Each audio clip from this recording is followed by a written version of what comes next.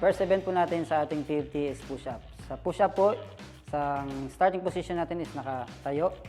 Sa push-up po, sa kamay po is shoulder level lang po tayo or one piece away sa katawan natin or 45 degrees.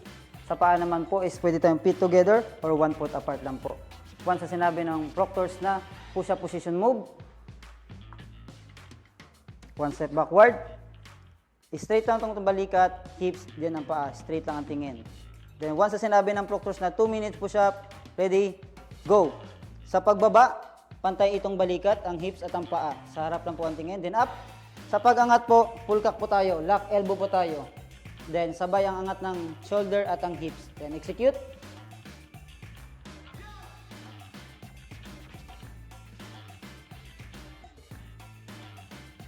How not to do it po natin, half cock sa baba, half cock sa taas, nauuna ang hip sa pag-angat, naiiwan ang hip sa pag-angat, at tumatama itong tuhod natin sa floor at yung nag-swing.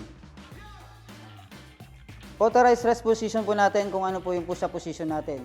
Pwede tayo mag-shake ng kamay, pwede po tayo mag-shake ng paa, at mag-stretch ng ating hips up and down. Once na naka-recover po, execute po ulit.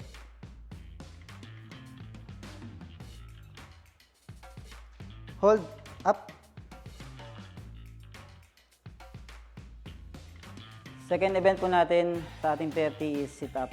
Habang hindi pa po nag-i-start, pwede po natin ituko ditong kamay natin sa likod para makakuha ng stable position. Once na sinabi ng proctors na sit-up position move, kamay po natin naka-cross sa chest, then clip lang po siya. Then once na sinabi ng proctors na 2 minutes sit-up, ready, go. Sa pagbaba po, lapat itong shoulder blade natin sa floor, then elevate lang ang ulo para maiwasang mount dog. Then up. Sa pag-angat naman po, once na tumama itong siko natin sa thigh part, consider as 1 na po siya. Execute.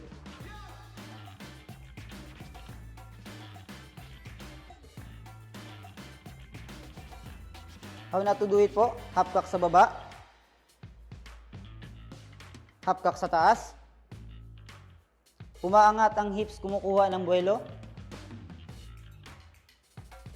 Umaangat ang siko, kumukuha ng buwelo. At ini-extend itong siko para tumama sa thigh part at yung nag-twist. Authorized rest position po natin kung ano yung sit-up position natin. Naka-clip lang pong ating kamay. Bawal na bawal po ipatong itong siko natin sa ating tuhod at bawal na bawal din pong ilagay sa likod. Naka-clip lang po siya. Then down. Sa pagbaba po, tumagal po kayo ng 3 seconds sa baba at naiangat. Counted po siya as 1. Then down. Once na tumagal kayo ng 4 seconds to 5 seconds sa baba, consider po siya na pahinga. Execute muna bago bilangan ng proctor. Sa mga medyo bumibilog ang tiyan, pwede po natin ibuka itong ating hita para makakuha ng buwelo. Then hold. The up. This event is pull-up. Demo lang po namin yung proper execution ng pull-up. Ang starting position po natin is nakahang. Straight lang po itong elbow, then ganun din po ang body hanggang sa paa. Then execute. Sa pag-angat po, dapat po lampas itong chin natin sa pull-up bar. Then down. Sa pagbaba naman po, lock elbow pa rin po tayo. Straight pa rin ang katawan. Then execute.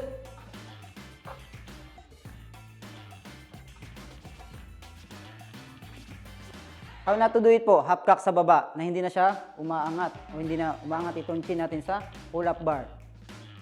Then half cock sa taas na hindi na bumababa.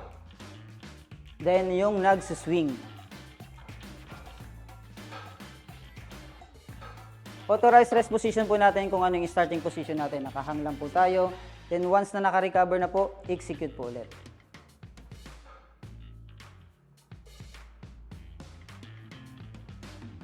Then hold.